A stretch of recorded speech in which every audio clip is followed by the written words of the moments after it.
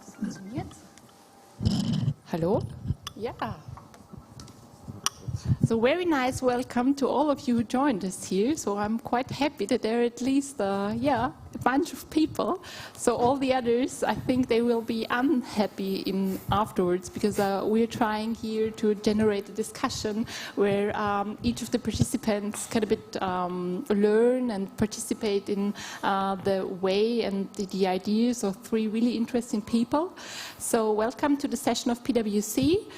It's called Trusting Growth. The reason for this is that we are thinking and we want to help good ideas to grow. That's some way our credo.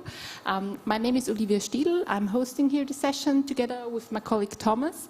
And my background is that I'm a tax advisor in people and organization, but it's not only a tax advisor nowadays, but it's really an advisor for all employment-related questions. They might be tax questions, they might be employment law questions, or they might be questions how to structure your onboarding process. So it's really a whole bunch. And Thomas, you will introduce yourself. Also, very warm welcome from my side. I'm Thomas. I'm from the financial modeling, corporate finance side. I do a lot of transactions and do a lot of business planning, and that's why we have these three guys here. Maybe you introduce you by yourself. I think that's the most authentic way, and why you are here today. My name is Christopher Jeckl. I'm the owner of Hyde.media. I'm 20 years in commercial production business, producing commercials. And 2 years ago, I split up from my company. We're searching for around 1 year for new technologies, new media, and new possibilities of using this media. And since 1 year, I'm running Hyde.media. And so I'm kind of a startup. My name is Johannes Gutmann. I'm as well glad to be here. Thank you for the invitation. I'm from Waldviertel. I'm coming from a very northern region from Austria, close to the Czech border, and I started '88 unemployed and with zero, no capital, but with a beautiful story on my ass. Started with my old leather trousers and with 3 organic farmers. They grow herbs, and so I started my business with organic herbs and spices. And yes, since '88, I'm very successful and I'm very happy because my vision is to create jobs. And to create jobs in Waldviertel is not really easy because we have no industry, we have no motorway, we have no railway station or something else, but we have a lot of environmental and very, very fine people. And so I started with old people, I started with unemployed people, as I began, and so I became successful, and we're exporting to 50 different countries right now. We are one of the best, well-known organic brands in Austria and Europe, and we are now have more than 400 employees all over the world, and we're very happy to start it with 0. Thank you. Günther. Yeah, first of all, Thomas, thanks a lot for the invitation. It's a pleasure to be here. To give you a short overview about my business life, I was raised in Tyrol, and for me it's always been very important to in my professional life that I do where I have a passion in. So. My dad's been a tax advisor as well, but it was definitely never an option for me to do that. Luckily, I didn't. And so I did my studies here in Vienna in business economics and started in a sports company called Sport 2000 in Upper Austria. And I started as a kind of head of department for the ski rental department. The department was actually very small when I started, and we had to do parts of my job had been a lot of the whole pre-booking stuff. So to bring people into the shops, into the sport shops, to make them more profitable. So this division was divided into 2 things. One is pre-booking through tour operating business, and one was online business. And this was in the early 2000 years, so 2003. And the department grew and grew, and it became internationally, so the end was all over the Alps. But the problem was decision-making process was much too slow. There were lots of inefficiencies, so I proposed to the management a new business model, and the business model was Alpinresorts, and it was declined by them. But they gave me the go to do it on my own if we do a contract exclusively with their shops. And so I started it, and after 2 years I've seen that it works out pretty well. So that was enough for me to try it on my own. And so I found two very good partners where we have a very good fit. And so we started. So basically Alpinresorts is now an agent for winter sports articles such as ski rental, and now you can also book ski lessons, lift tickets, accommodation, and so on. Where did you have this idea? I know you're an excellent skier while skiing, or? The idea came exactly from my from the job there at Sport 2000, because I've seen the possibilities. The market is so big, but the way they approach it is so wrong and so slow.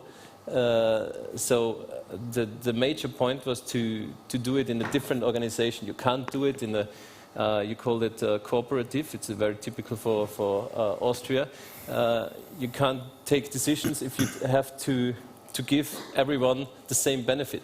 So it's right from the scratch. It's the wrong approach, and so it was necessary to found a new company and to do it internationally.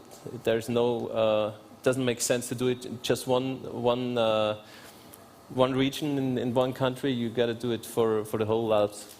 But there was a time where you had 2 jobs at once. How do you manage this? And was there a conflict of interest, or because many people starting up, they're not starting from scratch. They have a job or some engagement where they raise cash flows. Well, of course, it's a question of priorities, and yeah, it was tough. It was a special situation, but I suppose every startup has a special situation, especially in the beginning, and you just work. You just work far away from 8 hours. You just work from day to night, and the other way around. That's it. So one last question to you, Günther. In old-fashioned books, and as you studied business planning, have you done a business plan, or was it more like a trial and error approach? To be honest, it was a mixture between these two things. We always had our goals, even though we never managed to succeed these goals. But the thing was always to set the goals to know very exactly where your costs are. But we never did kind of business plan as you do it on the university. So we always focused on the figures.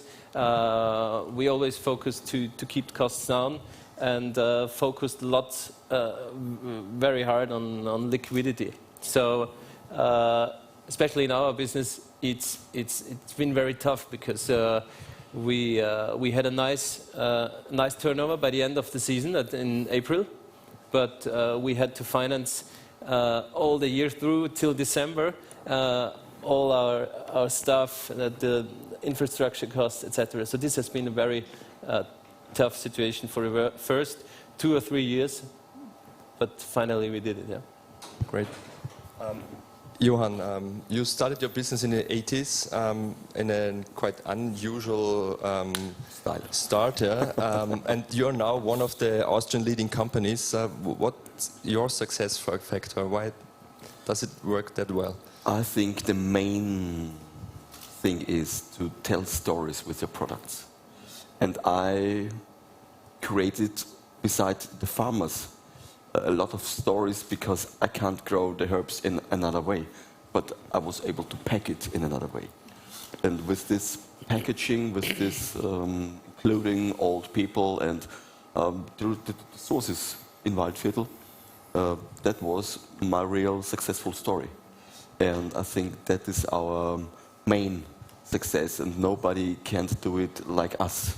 because yes, our area is as well unique in the world, and our region is full of tradition and full of healthy things, and yeah, herbs are well grown there, and so we created one of, I think nowadays we have 1,000 different products in our range, and we have our own shops, we have a franchise system, we have international distributing partners, more than 50 countries.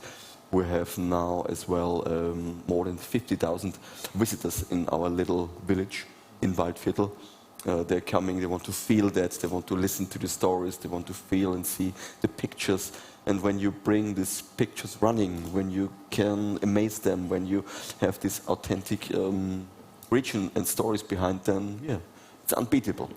And then we have no thing to press the costs or to discuss about our prices or something. Oh, it costs how it is, and take it or leave it. Nice model. Yes, and I think the main thing is when you become your own company and you're an entrepreneur is to say no. But it's up to you. It's a quality, and I wish to everybody to get and reach this quality to say no to somebody. Don't let pressure become the overhead, and don't let the pressure inside your company. Is there a specific situation where you think about where you said no? And Of course, which there are a page? lot of specific situations right now, because organic is booming. Organic is everywhere. And nowadays, the big companies ask me, oh, Sonnentor is a nice brand, but are you able to produce under my brand?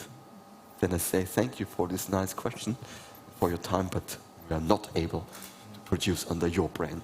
We are Sonnentor and not somebody else.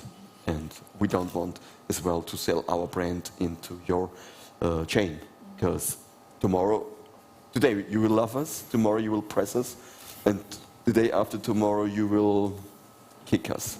And I don't wait for that time. But I guess it's dependent on the stage where the company is actually.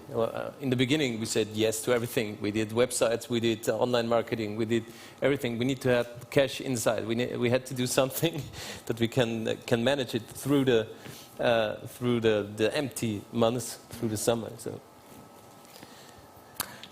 I mean, commercial business is quite different than your business.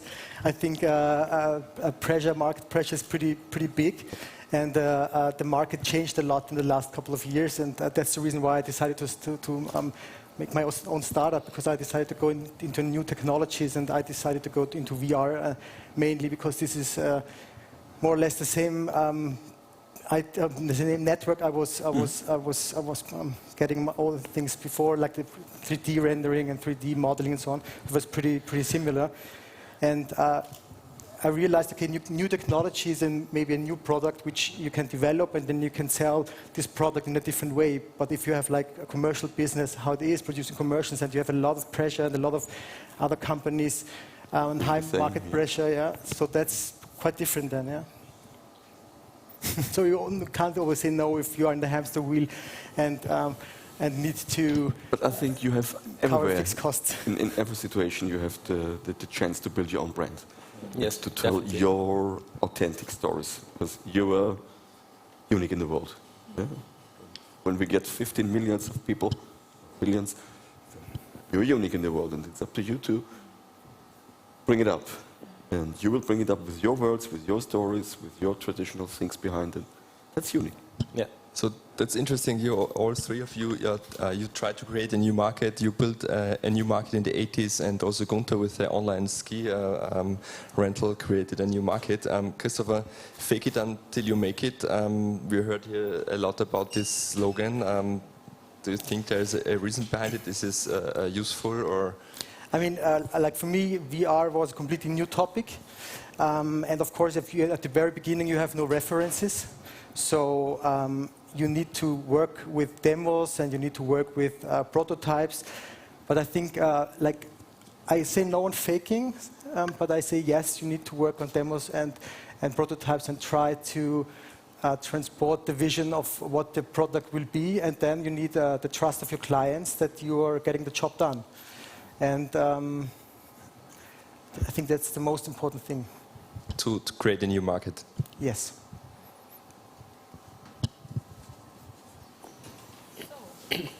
Shall we go on? Or is there something to add? Is there any questions? So we didn't ask in advance whether you want to bring your question into the discussion or whether we shall ask in the end. But at the moment is there a question somebody wants to add to the discussion? Yes, please. Am I hearing you correctly that you backfilled your product and service? Sorry. That you needed to take on service work to be able to afford building out your product, is that correct? I didn't get it, sorry. Sorry, did you need to take on service work to afford to build out your product/service? You mean service work such as software development? Yes, and website development and marketing for other companies. Okay. Is that what I heard? Yes, of course. But for us, from the very start, it's never been an option to do it externally. So what we did is we found a company just for software development. And to keep that knowledge, we tried to find a passionate software development person that was also that had shares in the company. We always considered it as a clearly core unit, which couldn't be never done outside. That was a clear focus. So we all took the core business. We never gave it outside.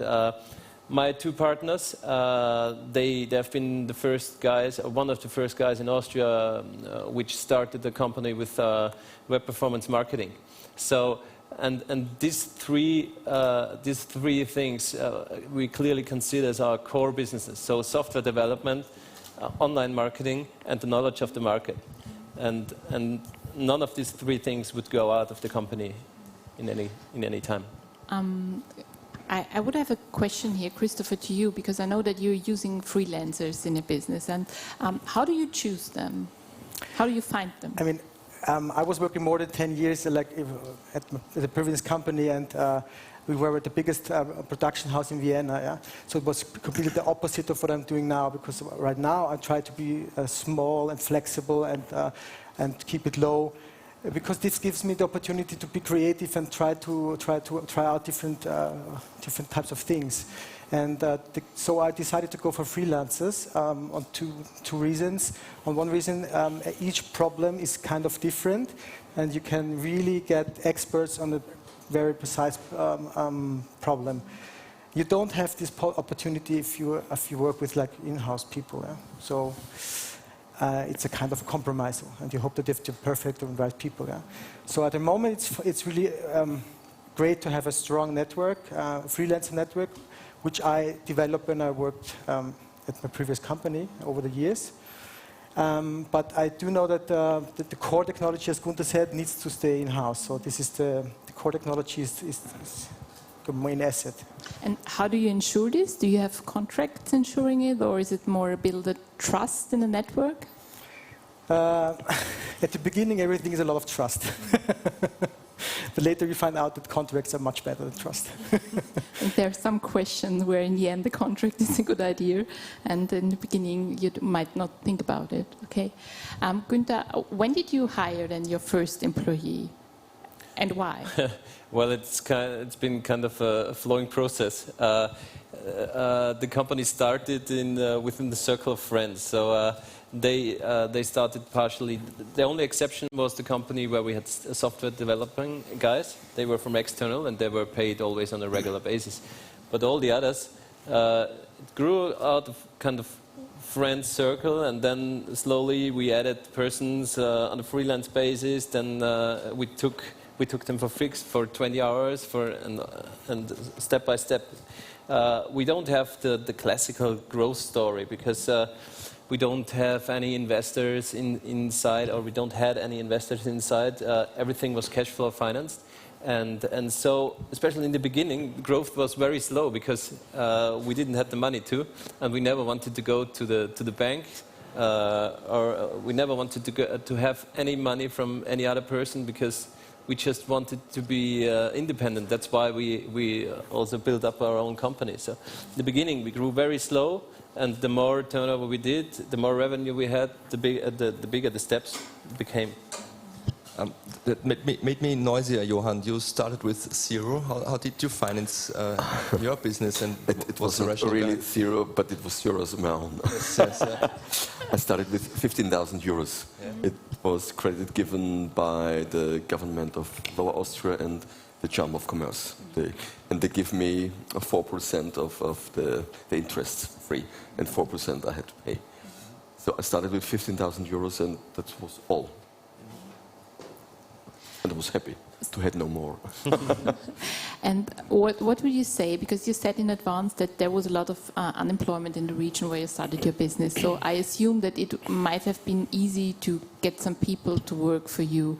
But was there a specific resource, perhaps beside money and beside the financing, which you were lacking at the beginning, where you said, okay, this would have been a resource that really would help you to bring the business quicker forward? Of course. The work I've done was very simple. That means I started with 3 farmers, and to get in contact, to keep in touch, to collect and pick up, and to bring the products to farmer markets, to little farmer markets, I done myself. So at the very beginning, I organized everything by myself. But at the springtime, 90, after 1.5 years, I decided to take my first employee, and yes, it was a hard time for me. It was not really successful with the first guy. Why not? Oh, it was horrible, because I felt that he really understands nothing, and he made so many faults, and I was very often beside him, and I thought, oh, let's make an end and make it better on my own in the future. But then I decided to change, and the next guy was much better. And so with these experiences, and then the next employee was my first wife. And yes, this was a good decision, and we grow up very steadily, and as well cash flow financed and growing, yes, by our own. And it was a nice starting. Would you change anything in your start if you could do it again? No. Fully not, because it was a very nice time. It was a hard time, but it was a very nice time, and I don't want to change anything. Would you change anything, Günther? I mean, it's hard to say, but in the end, it is as it is. You do lots of mistakes, especially in the beginning, but I think it's not important how many mistakes you do. It's important if you learn of these mistakes or not. So. For instance, in 2011, we built up a much too big cost structure, because we believed we would double the turnover, and we only grew for 40%. So we had the structure for twice the turnover in terms of costs, but we didn't manage to do to pay everything. So we took the decisions. We had to do. We always postponed because the company was running well. So this was the first situation. The company was not running that well. So from that point on, we decided if something is wrong, we clearly define it as a problem. We clearly try to get rid of it. If it's a person, we try to solve it. That you terminate the contract, or that you change it, and you give it a position where the person can work with his strengths and not try to get rid of the weaknesses. So I think each mistake helps you to get better in the future. So to answer the question, no, I wouldn't change a thing. When we switch now to innovation, Christopher, how do you stay innovative with your business? I mean, it's easier to stay innovative at the beginning, let's say, because this is your startup. You can decide what way you're going to go. And as I said, the hamster wheel was really a big issue in my previous company, because you are producing, you stop on a certain point, you stop looking around and stop. You have not, the time is a crucial point. Yeah. So I think staying innovative means having the freedom of checking out, am I on the right track or not, and maybe changing the way. So, and this needs to be flexible and small for me at the moment. Yeah. So, but you're like a one-man show in many ways, working with freelancers. So it's always your own time if you want to be innovative. So do you plan slots for that? Do you go for workshops? What do you do? As being efficient, and time is the most important resource for me as a startup.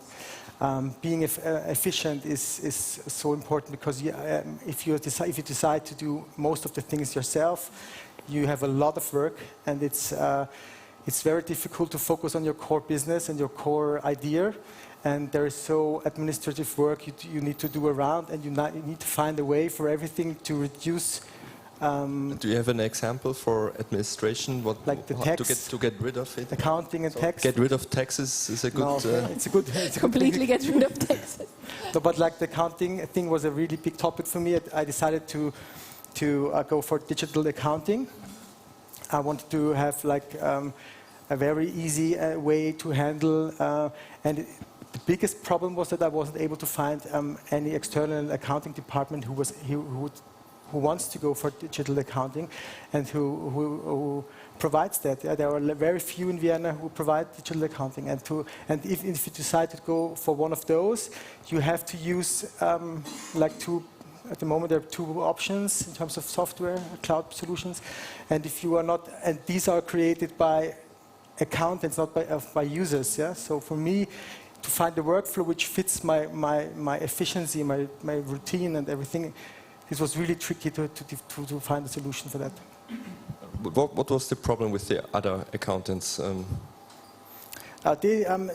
First, I went to an external accounting department, a tax advisor, and they said, yeah, they are very famous in commercial business and advertising business, and said, yeah, I should send the box with all your receipts to us, and we're going to do this.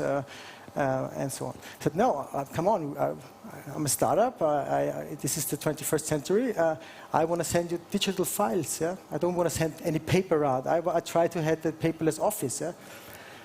Yeah, but it's, we need to change the debt, and we're not sure whether it's really efficient for us, and so to move, it seems to be very difficult for tax and accounting department into the digital world, yeah?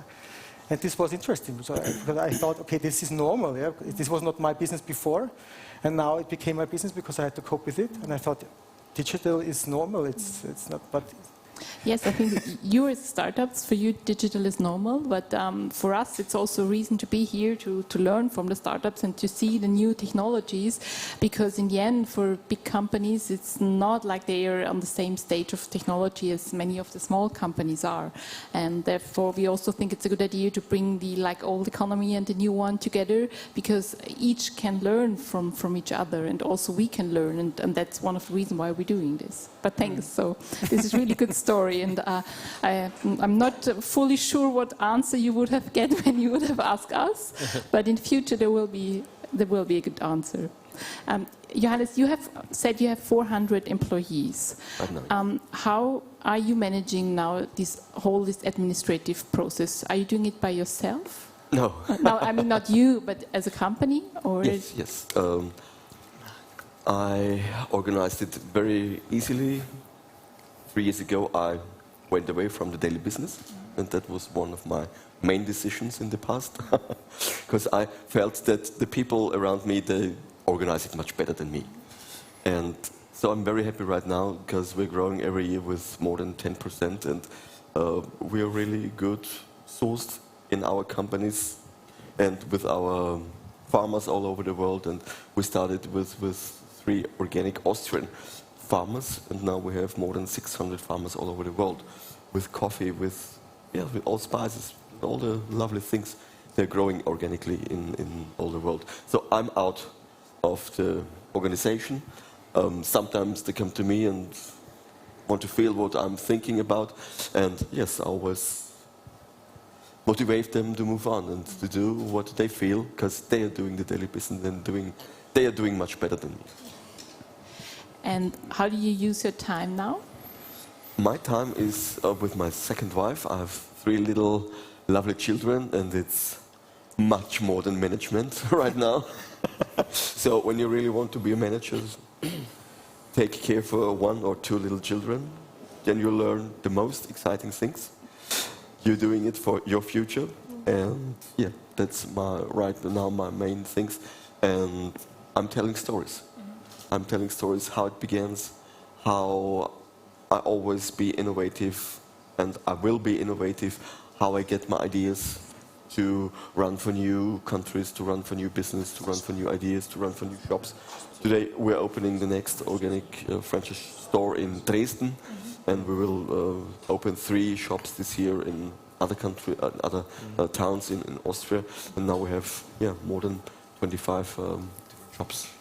So how you transfer this spirit of innovation into your company? Because you step Very easy. back and now they are doing. They're doing, yeah. How they are innovative and the culture stays. I started with farmer markets, so I had always direct contact with my clients and with my fans.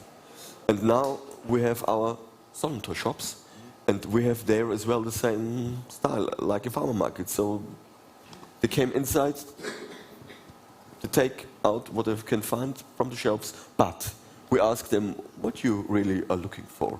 What are you looking for the next step? Are you, do you have some ideas for us?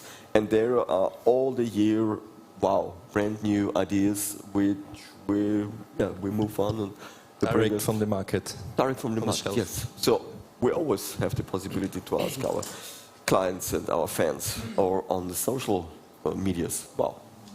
And that's exactly the same what I do, because producing commercials is the foundation of my company. Of course, this is the old business model I just took with me. But I always ask, hey, listen, I'm going to work with VR, AR, and all these new technologies, and this and that could really suit you. Are you interested? Should I develop something for you, or should I do something maybe you're interested? And then suddenly you open doors, because they never realized that this exists. So you need to listen, and then you need to figure out what's your problem, how could I solve it? And this is, I think, the most important thing. There was a question, yeah? One question. Hello.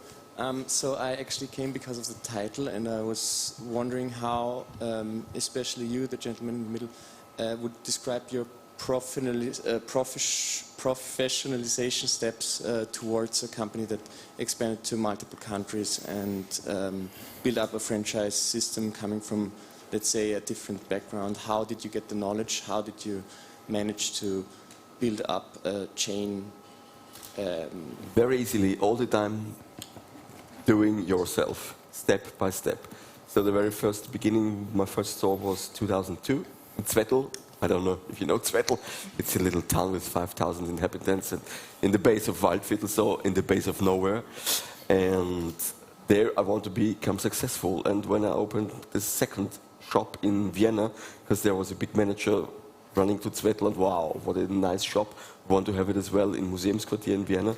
And he told me all the stories. It wasn't the truth, but I was not in the mood to ask or to feel if it's really true what he's telling me.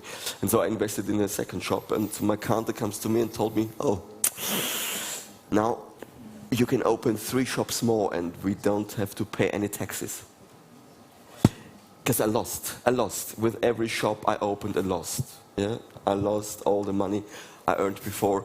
And then that was a really hard time. I had... Yes. Yes, he told me 3 new shops and then no more taxes. It was a vision, but my vision is not to pay no taxes. My vision is as well to earn my money and to pay taxes for that. And yeah, in this style I changed. I closed my second store in Vienna, and with all these changes, with all the corrections, we became successful with the very first shop of Sonnentor I opened in Krems 2005. And since this time we became successful very, very quickly under the brand of Sonnentor inside Austria. So you changed the concept? Yes, totally. We changed it. How did that professionalization work? Did you change the concept from version 1 to version 2? Did you have help? Yes. In the first shops I had vegetables, meat, everything, but not my own brand was on the first step. I had everything, because my vision was to bring everybody the best. And my best is herbs and spices. And this was maybe the fourth or the fifth special thing inside the shop. So I lost all the money with herbs, with meat, with vegetables, and with herbs and spices. I earned money. So it was a hard way of learning that you have to... Yes, but experiences. And when it's hard on your own skin, then you will learn very easily. And I mean, it's also an example of focusing on your core business, Yes, isn't it? that's the Because main thing. then you stick to the thing which you really could do unique and which you have a story to tell and which is really special about your brand. Yeah. So concentrate yourself on your store business, on your main business, and then you will be successful. When you think, oh, that would be nice, and that, of course, yes, this idea is as well nice, forget it, you will lose everything. Günther, do you have an example for maybe wrong direction where you step back and then... Yeah, definitely. Lots of them. But for instance, once we wanted to start with après-ski. Après-ski, we invented our Alpine dollars, an own currency for our business partners, and the slogan was something like drink yourself rich, and and we wanted to sell it to every client of us who rented a ski or wanted to take a lesson, a ski course. We wanted to sell these Alpine dollars, and their benefit would be to be able to drink cheaper in the different bars. But we gave it up after the first year. But at least it was an idea. Too much testing, right? Much rich people. Günther, yeah, you had your first exit. Can you describe a little bit the process, why you did this, and I hope it's still a good decision that you have done this exit? Yes. Basically, there have been two big reasons why. The first one was security. In the financial world, it's never very clever to have 100% in one asset. So this was always our major target, to get a substantial amount out of the company and to be able to diversify the money. The second thing was also kind of security thinking. Every single partner, so Thomas and Manuel, my two partners, all their families, everybody has bought this house or flat. So it was just like to have a kind of backup to be secure, and to have not 100% in the risk. And of course the next thing is, now we are in an exciting stage of our company. We have in winter we are about 30 people, so we have to reorganize the company. We have to do different departments, different responsibilities. That means that you're still engaged with Alpinresorts? Yes, yeah. Yes. I'm still in. We can take a lot of knowledge out of our new partner, which is Hyde.media. They have similar companies with similar problems. We can learn from many best cases within their company, and so there are also lots of synergies. So we are still in the company. We will stay in the company and have a clear vision where the company will go. The strategy was grow by yourself and then take a security exit, and now you discovered that there is still innovation going on, and the partner brings something into the... Yes, exactly. Yeah. Exactly. Johannes, was this ever an option for you? So now you said you stepped a bit back, but was it ever an option to do an exit with your company? No, not at all. Every week we have some offers and some questions about our maybe share or something else, and I'm so happy to say no to everybody, because we are well financed, we are cash flow financed, and we're happy to move in all our companies very healthy, and so we have no need to get somebody else who brings, not really good thing inside. So I would say we do a last question, and afterwards I would also ask you to participate if you want. So the question is, what does growth mean to you and your business? So Christopher, to start with you. or with you, Johannes, so as you wish. Now, for me, it's, producing commercials, it's a project business, and you're bidding for each project, and you need to put a lot of energy in each project. And I want to develop into steady cash flows, so which means we develop products now for VR, where we hope that we get into this, get rid of the project business and get into steady cash flows. So this is, I think, a big transformation for us. Okay. Oh, I compared growth all the time with a tree, till my mother told me, "Oh, listen, bloody guy, your tree won't as well grow to heaven." That was the time when I decided to plant new trees with our franchise system. And that was a really good decision, because then we have more than 2 feet. We have hundreds of feet and 100 possibilities to grow. And you have a slogan which is called "Da wächst die Freude." So Yes. it's like where joy grows. Naturally. Naturally, yes. And that means where joy grows naturally, there's always enough to eat. There's always joy and sense and fun. And when we have to share it, and when we share it, a lot of other people will come and bring their ideas inside. And as well, inside this franchise system, the investment. So it's their money, and we become more than successful. Günther, next step, IPO. Yeah, for sure. But before that, we got to do some work has to be done. Of course, there's always you always have to make the decision whether you want to gain market share or you want to have a good result. So in between these two figures, you got to do your choice. Our goal is there's the saying, the winner takes it all. It's very old-fashioned, but basically that's what it is.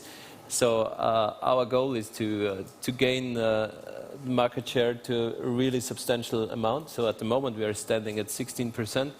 We really want to get up more than twice as much in the next 4 years. So that's our goal, and it's a decision dependent on your goals. So everybody has to do it on his own. Huh? Okay, thank you.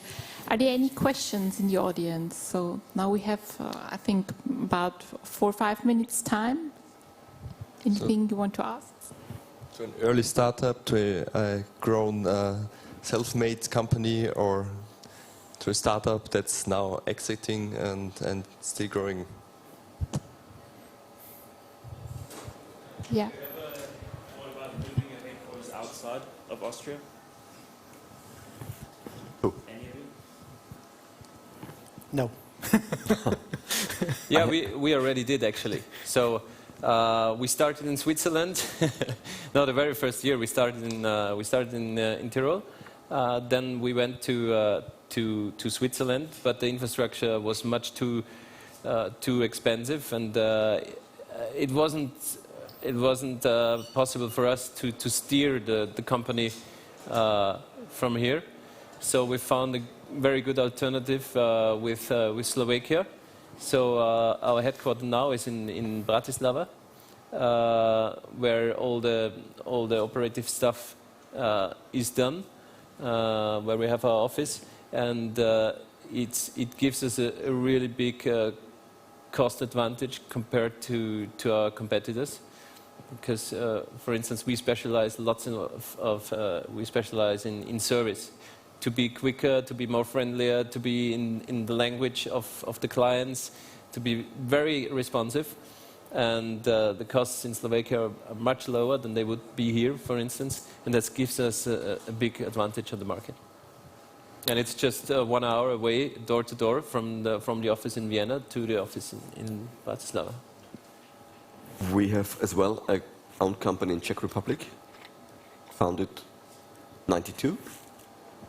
We have another company in Romania, and as well one company in Albania.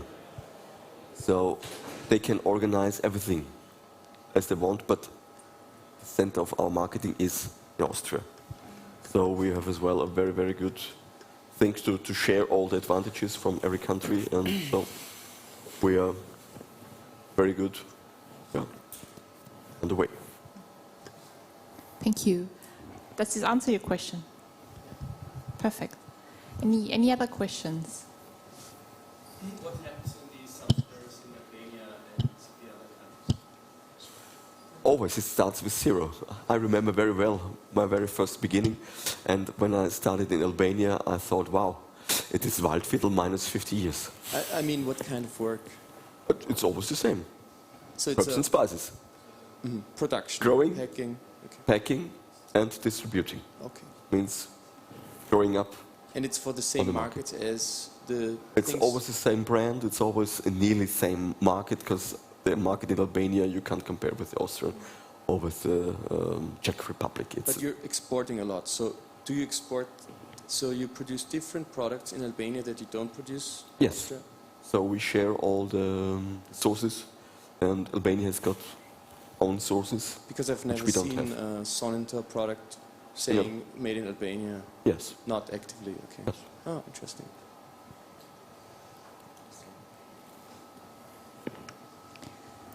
Yes, please. You talked about software development. Thank you. Software development process a few minutes ago. We're offering also software development in cloud. I would know about your opinion. Which of them do you prefer? So locally, for example, traditional team or freelancer in cloud. Which is the best for your option will be? So to whom this question is related? Mr. Günther? Yes. So I didn't get the point, to be honest. to develop a software in the cloud? Imagine that you need software products, and you should choose team. For example, you will prefer traditional team, for example, based in Vienna, or you will prefer to get a team from freelancer in cloud. Basically, I would never give out that service to a different company. Maybe if there is some side project easily to handle, where you don't have to be in the business very a lot, I would do so. Or maybe to add additional features at a very quick time. But we tried it 2 times, and it wasn't successful for us. So at the moment, it's not an option. Thank you. Okay. Anybody else? No. Good. So thanks you all for participating. Thanks to our guest speakers Thank you very here much. today. Thank you for the honest answers and the experience you shared. And yeah, we wish you all a fantastic afternoon here, and that you join the party, because I heard it should be fantastic in the evening. And yes, we want to say goodbye. Liquid herb. Yes, applause.